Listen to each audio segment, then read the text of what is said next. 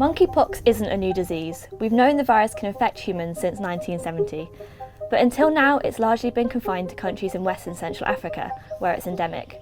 The latest outbreak is concerning scientists because of the global scale and the risk that the virus will gain a permanent foothold in countries where it hasn't previously existed. But what is monkeypox, and how do you know if you're infected?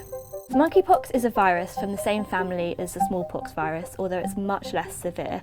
We call it a zoonosis, which means it comes from animals. Although severe cases can occur, it's generally mild, a self-limiting disease that lasts between 2 and 4 weeks. So in medical textbooks, you tend to see 2 phases of disease described. The first phase is called the invasion phase, and this is where someone will have symptoms ranging from back pain to swollen lymph nodes, fatigue and fever. This will then develop within a day or 2 to have rashes and severe lesions on your body. What we think of traditionally as these horrible pus-filled blisters, which are maybe on your hands or feet or can be anywhere.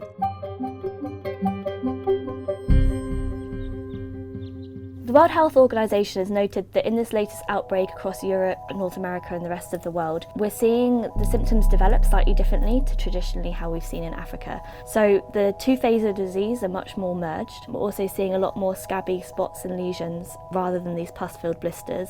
Some people only have a couple, some have many more.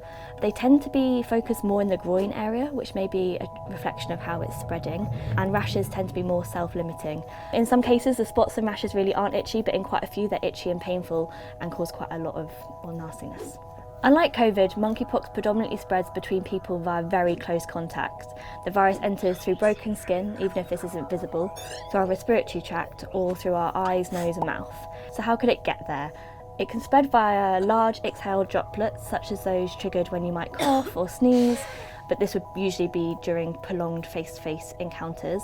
More commonly, it spreads through close contact via skin, so especially broken skin, and the sores and scabs that you get are highly infectious. You can also catch it through clothing or linen used by an infected person. This can present a big threat for healthcare workers who might be changing the bedding at a hospital. So far, the bulk of cases, though, in this outbreak have been among gay, bisexual and other men who have sex with men. There have been cases outside this group, but epidemiologists suspect it's been driven by sexual networks and amplified by super-spreading events. They're loath to describe it as a sexually transmitted infection and say it's much more likely the virus is spreading during the close contact that's associated with sex. But the jury is still out on whether you can spread it through sex, and so as a precaution the UK is actually advising that you use a condom for 8 weeks after an infection. Whenever there's a new disease outbreak, it sets alarm bells ringing for scientists. But we do need to be clear this is not going to trigger another COVID-like pandemic. At this stage of COVID there were many more cases than we're seeing with monkeypox.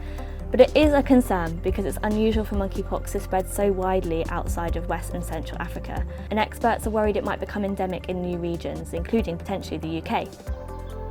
They also think the spread might be helped because we're becoming more susceptible to monkeypox. So the smallpox vaccine actually offers protection against monkeypox, but since that disease was eradicated in 1980, we no longer do mass vaccination campaigns, suggesting our immunity might have fallen.